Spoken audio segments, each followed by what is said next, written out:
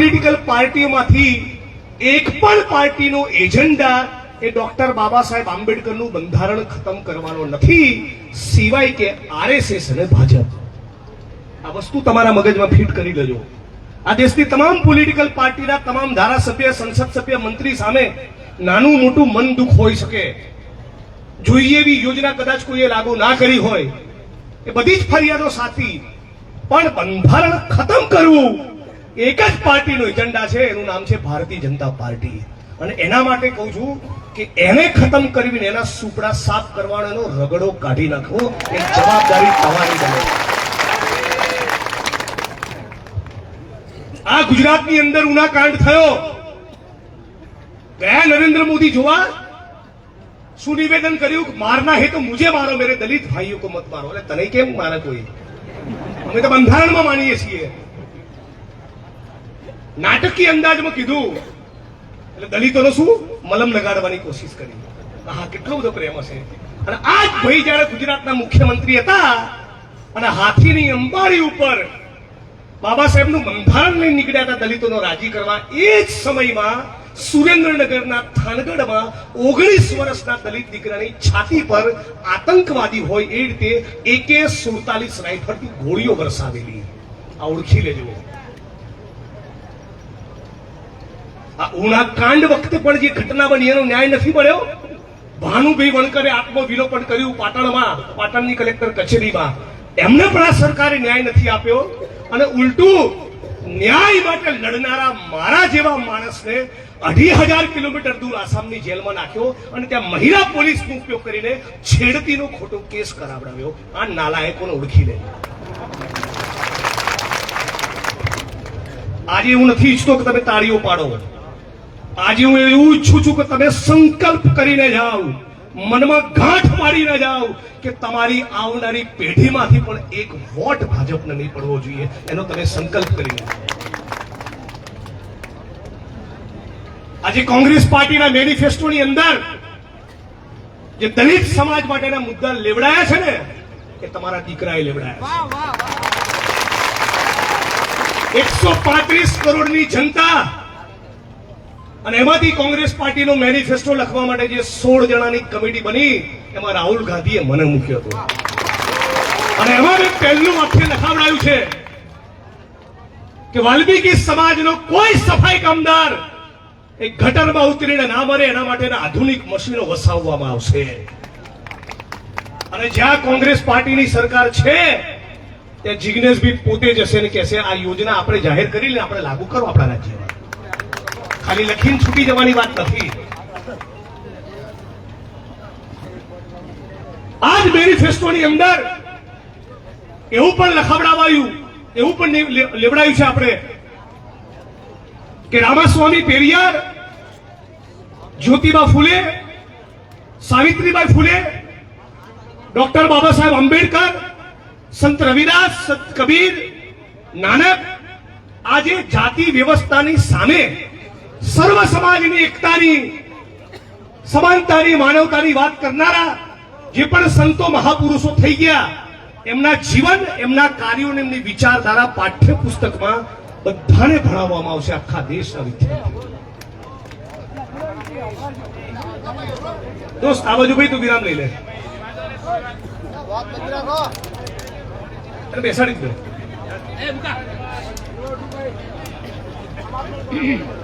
ભાઈ આ બાજુથી અવાજ આવે છે. તો આ જે આખી પરિસ્થિતિની ગંભીરતા આપણી સામે છે, એ ગંભીરતા આપણે જો પામી ગયા હોય, પછી જો આપણે ગંભીરતા ના સમજાઈ હોય, તેનો મતલબ એમ કે આપણે ઊંઘમાં છીએ.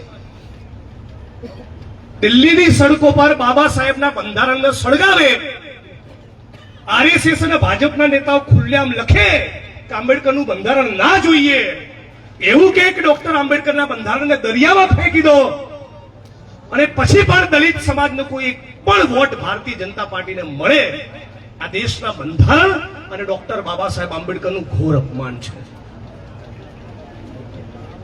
મારી 3 વાત આજે બધા જ મંચ ઉપરના સર્વ સમાજના સાથીઓ અને મારી આંખ સામે બેઠેલા દલિત સમાજના સાથીઓ એક એક વ્યક્તિ બરાબર ધ્યાન રાખીને મારી વાત સાંભળે. 3 વાત તમારા મગજમાં ખાસ ફિટ કરવા માંગુ છું. એક, આરએસએસ, ભાજપ અને નરેન્દ્ર મોદી એ સૌથી વધારે કોઈ નેતાને નફરત કરતા હોય તો એ છે ડોક્ટર બાબા સાહેબ આંબેડકર. આ વાત યાદ રાખજો. મુદ્દા નંબર 1. ફરી કહું છું, હે દલિત સમાજના દીકરાઓ, હે દલિત સમાજની મારી બહેનો, માતાઓ, વડીલો, અમારી વાત યાદ રાખજો. પૂરેપૂરી જવાબદારી સાથે કહું છું. અને વાત એ તમારી વર્તમાન અને આવનારી પેઢીને પણ કહેજો.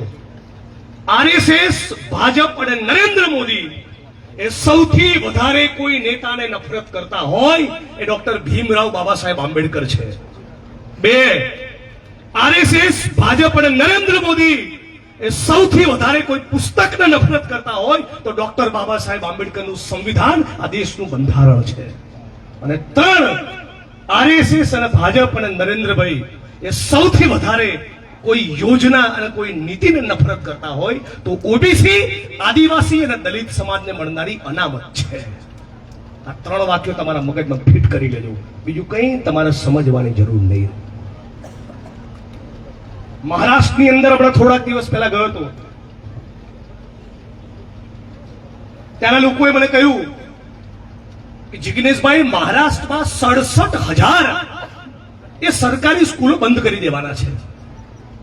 મોંઘી ફી લેનારી કરોડપતિઓએ ખોલેલી સ્કૂલો નહીં, જનતાના, તમારા અને મારા ટેક્સના પૈસાથી ગરીબો માટે, સામાન્ય લોકો માટે ચાલતી સરકારી સ્કૂલો બંધ કરવાના છે.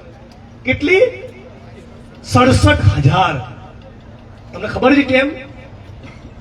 દલિત સમાજનો જે વર્ગ બેંકોમાં નોકરી કરતો થયો, રેલવેમાં નોકરી કરતો થયો, બીએસએનએલમાં નોકરી કરતો થયો, ઓએનજીસીમાં નોકરી કરતો થયો, આઈઓસીમાં નોકરી કરતો થયો, તલાટી બન્યો, શિક્ષક બન્યો, કોન્સ્ટેબલ બન્યો, આઈપીએસ બન્યો, આઈએસ બન્યો, એમપી બન્યો, એમએલએ બન્યો, આ બધા એ સરકારી સ્કૂલોમાંથી ભણીને તૈયાર થયેલા છે. સરકારી સ્કૂલો તમારી બંધ કરી દેવાની આ સરકારનો નિર્ણય છે. અને બીજી બાજુ મોંઘવારી એટલી પ્રચંડ, શિક્ષણનું એવું વેપારીકરણ, શિક્ષણનો એવો વેપલો કે આદિવાસી, ઓબીસી, દલિત, આ ગરીબ વર્ગો એ પ્રાઇવેટ સ્કૂલ કે કોલેજમાં પોતાના બાળકને, પોતાના વિદ્યાર્થીને ભણાવી શકે નહીં. સરકારી સ્કૂલો બંધ અને પ્રાઇવેટમાં એટલું મોંઘું કે ભણાવી શકે નહીં. પણ છતાં આ દેશના બંધારણ અને કોંગ્રેસ પાર્ટીના કારણે એક યોજના હતી, એ શિષ્યવૃત્તિની, સ્કોલરશીપની. તો નરેન્દ્ર મોદીની સરકારે આદિવાસી અને દલિત સમાજના 51 લાખ લોકોની સ્કોલરશીપ એ 3 વર્ષ સુધી રોકી રાખી.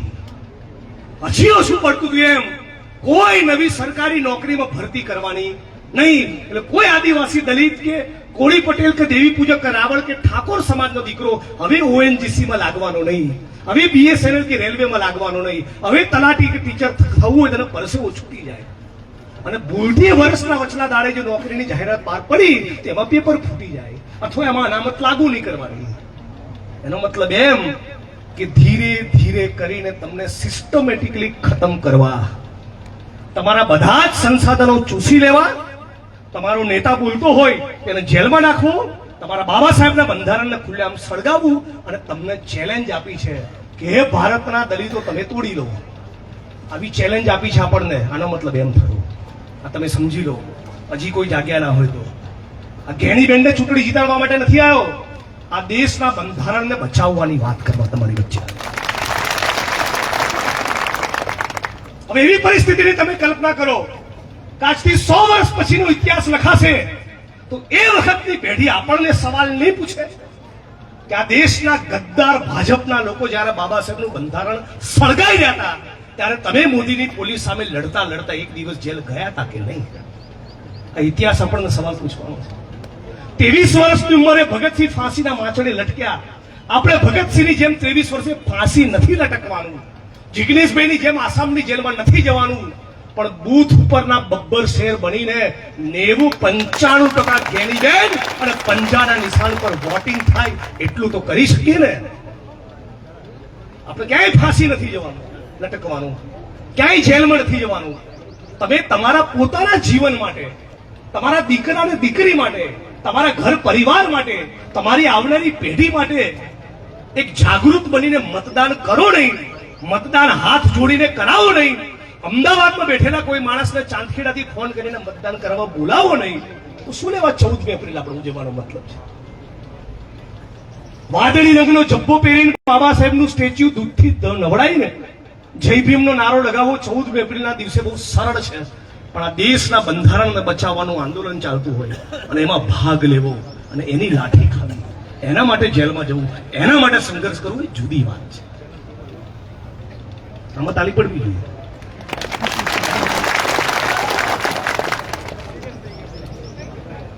આ ભયંકર પરિસ્થિતિની સામે આખા ભારતે લડવું જોઈએ, પણ સૌથી વધારે સંવિધાન કરનારા દલિત સમાજે આ આંદોલનનું નેતૃત્વ કરવું જોઈએ. જ્ઞાનીબેનને જીતાડવાની જવાબદારી પૂરેપૂરી જવાબદારી સાથે કહું છું, ઠાકોર અને સર્વ સમાજના લોકો કરતા પણ સવિશેષ એ ડોક્ટર બાબા સાહેબ આંબેડકરના સંતાનોની હોવી જોઈએ, એ તમારી ને મારી હોવી જોઈએ.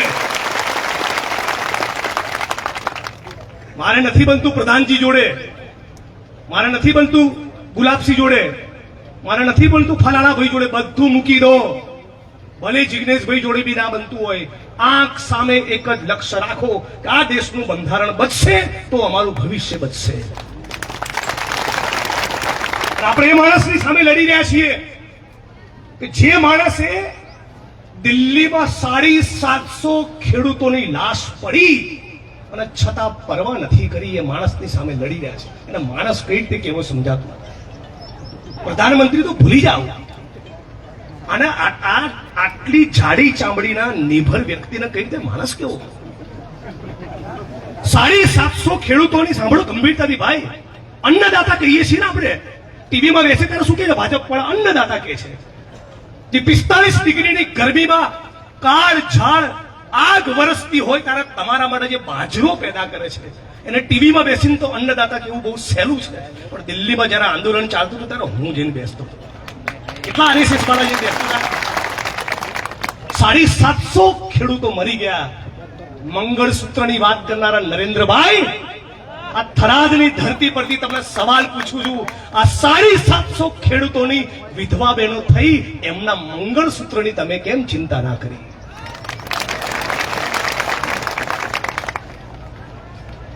અને પાછા ધીમે હિન્દુ ધર્મની વાત કરવા આવશે. સમજી લેજો, આ હિન્દુ અને મુસલમાન કોઈના નથી, એમના બાપના બી નથી. આ બરાબર તમે સમજી લેજો. ગરીબ હિન્દુ સમાજના સામાન્ય લોકોને ભાઈ ભાઈથી લડાવવા માટે તલવારોનો ત્રિશૂલો લઈને આવશે અને અમિત શાહના છોકરાને 50,000 કરોડનો વહીવટ આવશે. જા બેટા તું જલસા કર, આ લોકોને લડવા દે. આપણે એમના ચાડે ચડવાની જરૂર ખરી? પાટણની સભામાં પણ કીધું હતું, જેને રામમાં માનવું હોય રામમાં માને, જેને રહીમમાં માનવું હોય રહીમમાં માને, જેને કબીરમાં માનવું હોય કબીરમાં માને, જેને રવિદાસમાં માનવું હોય રવિદાસમાં માને, જેને ના માનવું હોય ના માને. પોલિટિકલ પાર્ટીઓ, રાજકીય પક્ષો અને નેતાઓએ આપણે શેમાં શ્રદ્ધા રાખવી એમાં ડાપણ કરવાની જરૂર ખરી? હું ગુલાબસિંહ ભાઈને કહીશ તો જે અંબાજી જશે એમની રીતે જાય જ છે. મુસ્લિમ સમાજના ભાઈને હું કહીશ ત્યારે જશે અજમેર ચાદર ચડાવવા એ જાય જ છે. તમે શું લેવા ડાપણ કરો છો ચોરના દીકરાઓ? આ એમને કહેવાની જરૂર.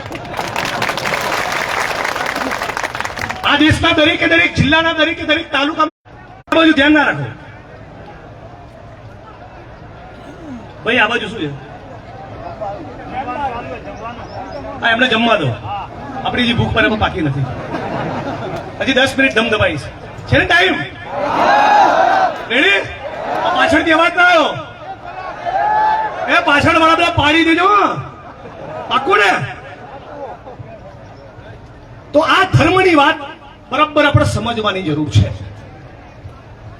કે ધારો કે મારું વિધાનસભાનું ક્ષેત્ર છે, હું ધારો કે મહારાષ્ટ્રમાંથી ચૂંટણી લડું છું લોકસભાની, મારે ત્યાં આંગણવાડી બનાવવાની હોય, ત્યાં મારે શાળા શરૂ કરવાની હોય, કોલેજ યુનિવર્સિટી પુસ્તકાલય બનાવવાનું હોય, લોકોના ઈલાજની વ્યવસ્થા કરવાની હોય, ત્યાંના સરકારી દવાખાનામાં એમઆરઆઈ ને સીટી સ્કેન નું મશીન લાવવાનું. ચલો અયોધ્યા, તમે ચલો અજમેર ચાદર ચડાવવા નેતાઓનું કામ છે. ચાલુ છે જે લોકોને આ સાચા કામ નથી કરવા, ઉત્તર ગુજરાતમાં ઊંડા ગયેલા પાણીના તળ ઊંચા નથી લાવવા, એટલા માટે તમને ધર્મની ચોકલેટ ખવડાવે છે. ખેડૂતોને ટેકાના ભાવ નથી આપવા, ખાલી પડેલા સરકારી પદોમાં નોકરીઓ આપીને ભરતી કરવી નથી, એટલા માટે તમારી વચ્ચે ધર્મની વાત લઈને આવે છે. એવી કોઈ બાબતમાં આપણે પડવાનું નથી. કોંગ્રેસ પાર્ટીની વિચારધારા છે, આ દેશના બંધારણની વિચારધારા છે, હિન્દુ, મુસ્લિમ, શીખ, ઈસાઈ, ભારત માં કે ચાર સિપાહી. આટલું જ આપણે સમજવાનું છે.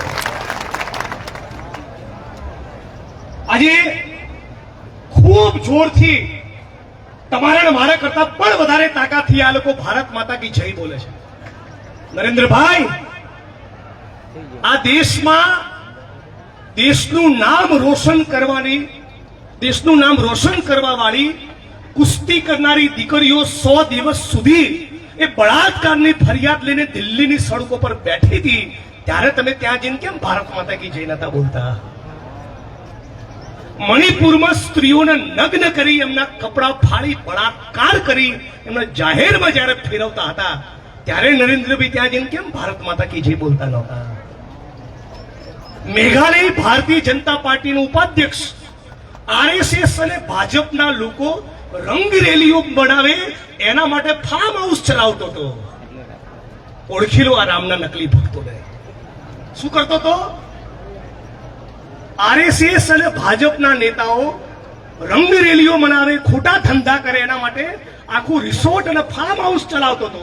અને એમાં પોલીસ જયારે ધરપકડ કરવા ગઈ ત્યારે 18 વર્ષની નાની ઉંમરની 6 દીકરીઓ મળી. આમના ધંધા ઓળખી લો. આ જય શ્રી રામ બોલવા આવ્યા છે ને ભાજપ વાળા, એમનું ઓળખી લો. આ એમનું વાસ્તવિક ચરિત્ર છે. મણિપુરમાં આટલી સ્ત્રીઓ પર બળાત્કાર થયા, એમના મંગળસૂત્રની તો કોઈ દિવસ ચિંતા ના કરી. જાણો છેલ્લા 10 વર્ષમાં નરેન્દ્ર મોદીની સરકારના શાસનમાં કેટલા ખેડૂતોએ આપઘાત કર્યા? આંકડો કહું, 2.5 લાખ, 1,74,000 ખેડૂતોએ. આ દેશની અંદર આજે આખા બનાસકાંઠા જિલ્લાના ખેડૂત ભાઈઓને કહેવા માંગુ છું, અને વિડીયો લેનારા મિત્રોને કહું, ખાસ આ વોટ્સઅપમાં નાખજો. સમગ્ર બનાસકાંઠાના સર્વ સમાજના મારા ખેડૂત ભાઈઓને કહેવા માંગુ છું, આજની તારીખે નરેન્દ્ર મોદીની સરકારમાં આજના દિવસે એક ખેડૂતની ખેતીમાંથી થતી એક દિવસની આવક ખાલી 27 રૂપિયા છે. કેટલા? 27 રૂપિયા. અને નરેન્દ્રભાઈના પરમ મિત્ર મુકેશ અંબાણી દર 1 મિનિટે 2,35,000 કમાય છે. 2,35,000. 2003માં ગૌતમ અદાણીની સંપત્તિ તમારા થરાદવાળા કેટલી હતી? 25,000 કરોડ. અને આજે 7,47,000 કરોડ. ગુજરાત સરકારનું બજેટ કેટલું? 3 લાખ કરોડ. 6.5 કરોડ જનતા માટે જે બજેટ છે એનાથી ડબલ પૈસો આ ગૌતમ અદાણી લૂંટીને બેઠો છે. આઈ જજે પાડવા પડે, આમ નો પ્રોબ્લેમ. આપણે એવું ટેન્શન નહીં રાખવું. જિંદાબાદ. બરાબર ને સેતા? ગૌતમ અદાણીની સંપત્તિ 7,47,000 કરોડ. મુકેશ અંબાણીની સંપત્તિ 7,50,000 કરોડ. આ બે લોકો જોડે થઈને ટોટલ સંપત્તિ 15 થી 16 લાખ કરોડ. શું બાકી રહ્યું દેશમાં લૂંટવાનું? અને પેલું ખબર, ઇલેક્ટ્રોલ બોન્ડ શબ્દ સાંભળ્યો છે? જેના સાંભળ્યો હાથ ઊંચો કરો. આપણે ચૂંટણીનું ફંડ લઈ આવ્યા ચોરો જોડેથી, ખબર છે? એમાં કોની જોડેથી પૈસા લીધા જાણવું છે?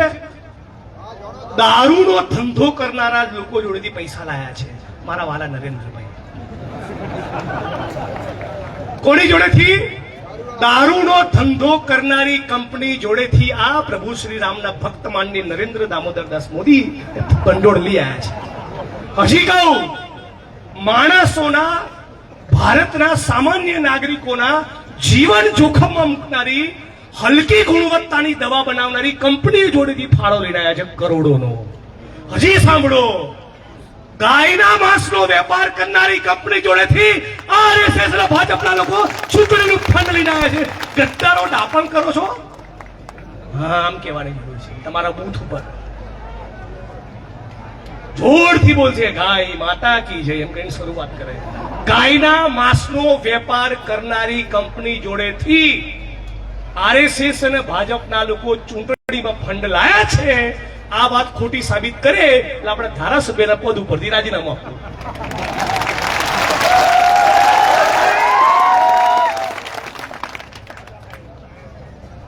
રાહુલ ગાંધી એક વાત કરે છે, 5 મિનિટ હજી, જાતિ જનગણનાની વાત કરે છે. એ કેમ વાત કરે છે સમજવાની જરૂર છે વિક્રમભાઈ. આદિવાસી સમાજની જનસંખ્યા દેશમાં કેટલી આપણે જાણીએ છીએ. દલિત સમાજની વસ્તી કેટલી દેશમાં આપણે એ પણ જાણીએ છીએ. ઓબીસી સમાજ 45% છે, 48% છે, 50% છે, 52% છે. એનો સાચો આંકડો ખબર નથી. કેમ? કેમ કે જો દલિત આદિવાસી ઓબીસી સમાજનો સાચો આંકડો ખબર પડે તો આ ચિત્ર બહાર આવી જાય. આ ચિત્ર આજે તમને બતાવવા આવ્યો છું થરાદ, અને બરાબર ખાસ અને રેકોર્ડ કરજો. શું કોંગ્રેસ પાર્ટીએ તપાસ કરી ભારતની 9 લાખ કરોડ સંપત્તિઓની? કેટલી? 9 લાખ કરોડ સંપત્તિઓમાં તપાસ કરી કોની જોડે કેટલી પડી છે? પેલા તો 16 લાખ કરોડ અદાણી અંબાણી જોડે પડ્યા છે. આખા ભારતના તમામ ખેડૂતોનું દેવું માફ કરવું હોય તો 5.25 લાખ કરોડ જોઈએ. એમાંથી 1 રૂપિયો માફ ના કર્યો કોંગ્રેસ પાર્ટી સિવાય કોઈએ. પણ ઉદ્યોગપતિઓના 16 લાખ કરોડના ટેક્સ માફ કર્યા, અને એમની જે લોન માફ કરી, ટેક્સની માફી અને લોનની માફી. કોની? જે અરબપતિ છે એની, મજૂરની નહીં, કોઈ ગરીબ આદિવાસી દલિત વિદ્યાર્થીની નહીં, કોઈ નાના વેપારીએ કરેલું કરજ હોય એની નહીં. જેની જોડે અરબોના અરબો રૂપિયા પડ્યા છે એનો ટેક્સ માફ કર્યો, એની લોન માફ કરી. એનો આંકડો 30 લાખ કરોડ. આ લૂંટની તમે કલ્પના કરો. સમજી લેવાનું, જેટલું જોરથી આ બીજેપી વાળા જય શ્રી રામ બોલે એટલા જ જોરથી આ લોકો લૂંટશે. એટલે જ મેં કહેવાનું ચાલુ કર્યું છે કે આ ભાઈ 56 ઇંચની છાતી વાળો નહીં, 56 હાથે લૂંટવા વાળો છે. આપણા દેશના દલિત આદિવાસી ઓબીસી સમાજની જનસંખ્યાનો કાચો પાકો આંકડો 75% ખરા? 75% તો ખરા ને? ઓબીસી સમાજ 52 નહીં તો 48% હશે. આપણે એવરેજ 50% કાઢીએ તો આદિવાસી ઓબીસી ના દલિત સમાજના 75% લોકોમાંથી કેન્દ્ર સરકારમાં યુનિયન સેક્રેટરી બને ખાલી 6% લોકો. આપણી વસ્તી કેટલી ભાઈ? દલિત આદિવાસી ઓબીસી સમાજની વસ્તી કેટલી? બધા જોડથી બોલો, કેટલી? કેટલી વસ્તી? અને સામે કેન્દ્ર સરકારમાં સેક્રેટરી બને આપણા ખાલી 6% લોકો. ન્યાયતંત્રમાં દલિત આદિવાસી ઓબીસી 75%ની સામે ન્યાયતંત્રમાં દલિત આદિવાસી ઓબીસી સમાજના લોકો કેટલા? ખાલી 19%. ક્યાંથી તમને ન્યાય મળે? શૈક્ષણિક સંસ્થાઓની માલિકીમાં આદિવાસી ઓબીસી ને દલિત આમ 75%, એમની માલિકી કેટલી? ખાલી 6%. આ મોટી મોટી ચેનલો છાપાવાળા છે એને મીડિયા કહેવાય. એ મીડિયાના હાઉસની માલિકી દલિત આદિવાસી ઓબીસી 75% માંથી કેટલી માલિકી આપણી જોડે? 0%. સામાજિક સંસ્થાઓ બની દલિતોની આદિવાસી ઓબીસીની સેવા કરવા, પણ એની માલિકીમાં દલિત આદિવાસી ઓબીસીની ભાગીદારી કેટલી? તો કે 0%. સંઘ પરિવારમાં દલિત આદિવાસી ઓબીસી સમાજનું નેતૃત્વ, નેતાગીરી કેટલી? 4%. ખાલી પગ રૂછાણ્યા માટે જ રાખ્યા છે. સમજી લેજો. હજી સાંભળો, બોલિવૂડમાં 7%. અને શેર બજારમાં જે કંપનીઓ નોંધાયેલી છે એને એનએસસી લિસ્ટેડ કંપની કહેવાય. એમાંથી ઓબીસી સમાજની માલિકી 6%, અને એમાં એક પણ દલિત નહીં, એક પણ આદિવાસી નહીં. પ્રાઇવેટ હોસ્પિટલોની માલિકીમાં દલિત આદિવાસી ઓબીસી 75%ની સામે આપણી માલિકી ખાલી 17%. ભારત સરકારના બજેટમાં 75% વસ્તીની સામે બજેટ આપણને મળે ખાલી 30%. રાજ્ય સરકારના બજેટમાં 75% વસ્તીની સામે આપણને મળે 34%.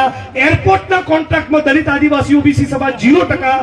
બંદરોના કોન્ટ્રાક્ટમાં દલિત આદિવાસી ઓબીસી સમાજ 0%. રોડ રસ્તાના કોન્ટ્રાક્ટમાં 75% લોકોને મળે ખાલી 2%. ઉર્જાના ક્ષેત્રમાં દલિત આદિવાસી ઓબીસી સમાજનો 7%. કૃષિ વીમા કંપનીઓ જેની સાથે ભારત સરકારે કોન્ટ્રાક્ટ કર્યા એમાં દલિત આદિવાસી ઓબીસી સમાજ 0%. ખાણ ખનીજ કરોડોનો વેપલો એમાં દલિત આદિવાસી ઓબીસી સમાજ 0%. છાપાઓમાં 2%. ઇલેક્ટ્રોનિક મીડિયા એટલે ન્યૂઝ ચેનલોમાં 2%. અને પેલી વેબસાઇટો નીકળી છે એમાં 4%.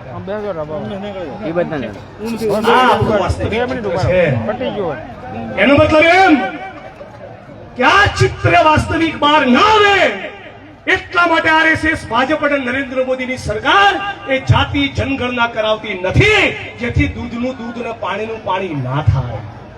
અને એટલા માટે જ કોંગ્રેસ પાર્ટી અને રાહુલ ગાંધીએ વચન આપ્યું છે કે ઇન્ડિયા અલાયન્સની કોંગ્રેસ પાર્ટીની સરકાર બનશે અને સરકાર બનતાની સાથે જાતિ જનગણના પણ કરાવીશું. આ તો શું થયું છે, પેલી કેક હોય ને, કેક જન્મદિવસ ઉપર આપણે કાપીએ, એ કેકની ઉપર પેલી લાલ રંગની તૂટી ફૂટી હોય. એ લાલ રંગની તૂટી ફૂટી એ દલિત, આદિવાસી, ઓબીસી સમાન પકડાવાની અને બાકીની આખી કેક એ 15 જણાએ ખાઈ જવાની. મોડા ધંધો છે. આપણે શું કરવું છે, ખાલી તૂટી ફૂટી ખાવી, આખી કેક આવવા દો તો જરા જામું પડે.